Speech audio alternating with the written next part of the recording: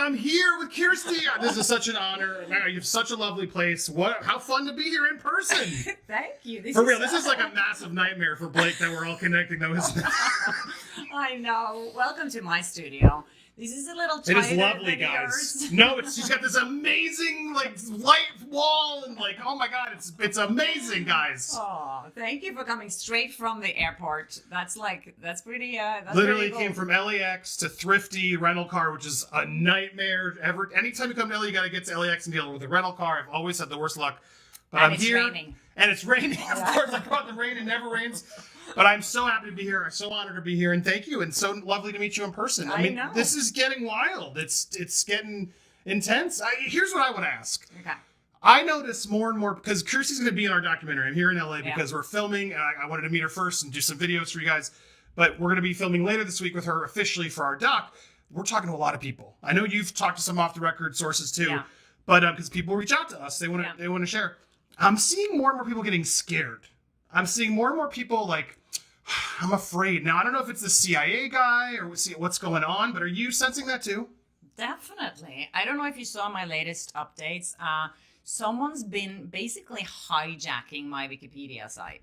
There's been updates. I was looking at the last 500 updates yesterday. That's how many there are. Every day it's 50 new updates, and it's all kind of leaning more towards, pro Blake Lively, trying to paint me, in a bad light, trying to discredit me as a journalist and as a person, and there's misinformation on there. And since I talked about it on my channel, a lot of people have been trying to correct it back to the original version. And there's all these conspiracies going on out there. There was this guy who did a Substack article about it because he said that my Wikipedia was suspicious.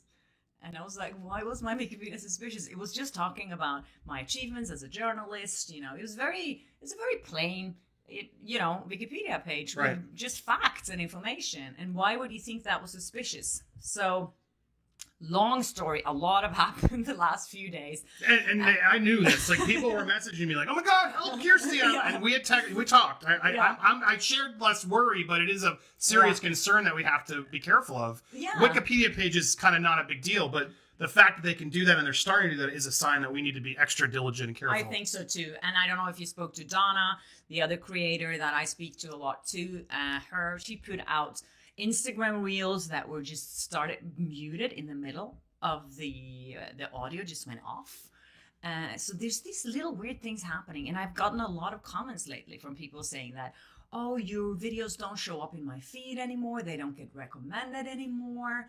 So I don't know if that's a coincidence or if it's Nick Shapiro. It's weird. It's weird because obviously I'm not my first rodeo, guys. We did this with Adeptron. I remember this happening with Amber. There was a lot of tricks that they were doing, and honestly, I see it now again with Meghan Markle. Weirdly enough, coming in, like I just literally had a video blocked. I've never had a video blocked worldwide because I use a clip where I was being negative of her new show with Love Meghan, which I'm not the only one. The whole world's like, girl, you're so out of touch. Who is this show for?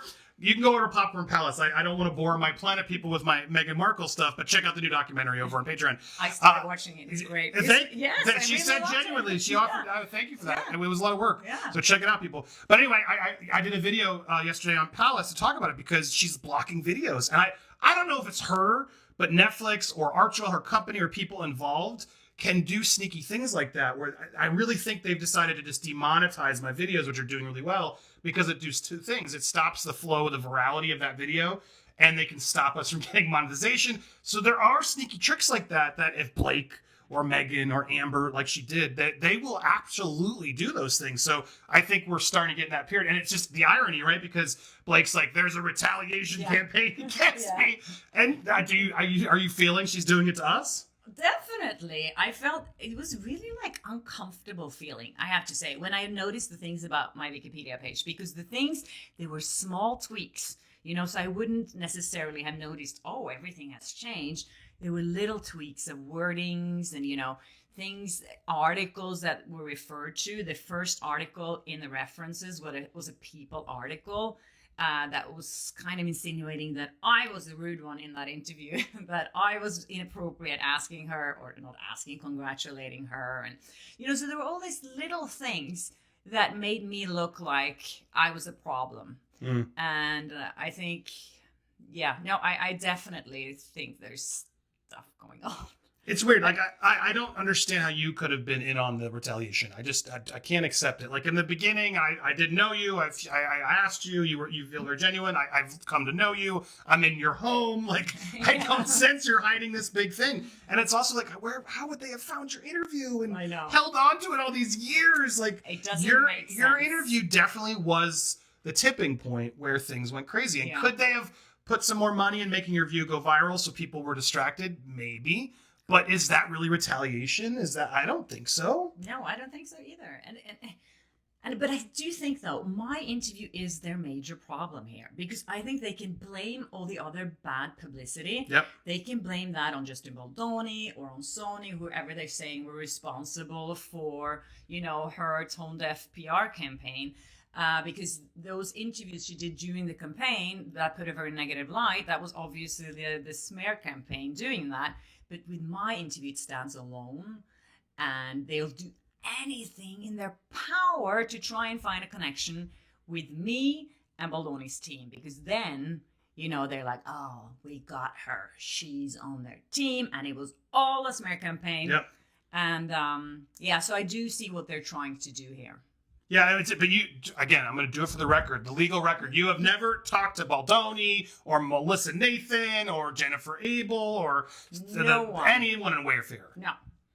Yeah, and that's good. You probably should never, just to not mix that thing, because I agree. I won't. You are the outlier where I agree. Like, you mess up her story, because everything she wants to paint out as a retaliation by Justin, but you were just someone who, like, you had heard something, but you didn't know, and then you just... Blake's in the news, I'm going to post. You had been doing that a lot, to be fair, to anybody who was following Flawsome, right?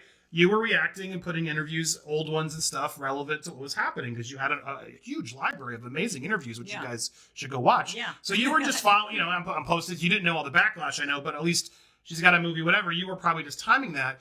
The idea that you were holding on to that to tank her career someday, I don't see how that's even possible, how they would even have known. That's the thing that I've been trying to say as well. You know, how would they know? Like, someone would just like call me like in the middle of the night, like, hey, do you have an interview with Blake Lively? Maybe you did 8-9 years ago.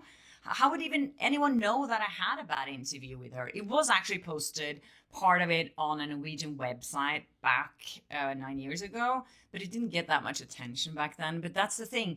And the thing is, if there were any connections between me and Baldoni's team, they would have found that in all the text messages, because they said it was thousands of messages between Melissa Nathan and Jernnifer Abel and Baldoni. You know, the messages that they handpicked for the New York Times article. Yeah. If it was anything about me in there, they would have used that, but they didn't find anything. So they just made this, you know, that they just made up that there was a link there that New York Times picked up on, obviously. Right, so. Which he looks like he's not going to win. I mean, we've always sort of warned you guys that's going to be a hard battle. But do you think you'll be subpoenaed at some point? Do you think they're going to try to come at you to try to find that? I mean, it's already been proven that they can't have as wide a reach.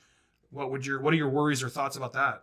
I don't know. What happens if they want to subpoena me? Do I have to say And you're a yes? journalist. Do I have to say, yeah, so I'm protected. You should especially in California. Yeah. I don't know. Could they do that? Do you know? I don't know. I mean, I guess like, if you have nothing to hide, but there is still, like, even if you have nothing to hide, you don't really want to deal with that. No, because I don't want anyone to see my text messages, and then they're like, "Oh, intrusive. You said something bad about Blake in a text." They'll spin it to a friend, and you're a horrible person. We know how they work now. And what we see on the surface is like very But going different. under oath or something to say it, you have no qualms with that. No. It would be interesting to actually. I would love to be in the courtroom and be interviewed. That would be kind of fun. Who knows? Yeah. This case has taken so many strange turns. Don't. You say that now, and then we'll cut to the clip. She actually has to do it. We'll have her back.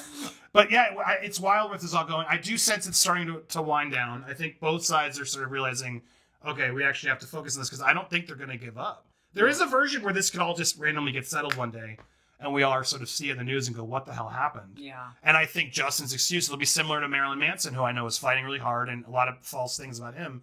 He was just exhausted. Like at a certain point, the battle becomes, and that's what I think some sides do, right? Drown you in lawsuits, expenses, and things. But I don't know. I don't think either side's going to want to back down at this point. I feel like their plan, probably original plan, was to exhaust him financially, and they had kind of no idea that he would be backed by his billionaire partner at Wayfair Studio. They didn't know that. So I think that was probably the plan. They had to be so pissed. Yeah, because it doesn't make any sense to me that, you know, that they would file that lawsuit and not expect him to get back and trying to defend himself. It doesn't make any sense to me. So I think that was the original plan, and it didn't work.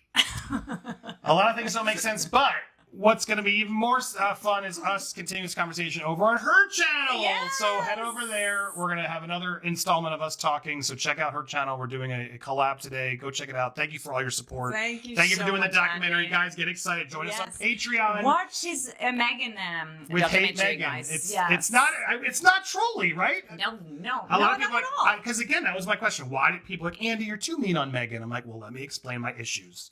Yeah. And you sensed some issues there, did you not? Well, you let other people, talk about her, and it was a lot of positive things in the beginning, and then things turned. They did.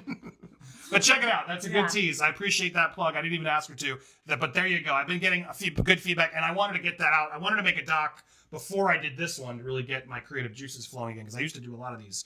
So very excited, guys. Support us on Patreon. Thanks, everybody who has. Go subscribe to Flawsome.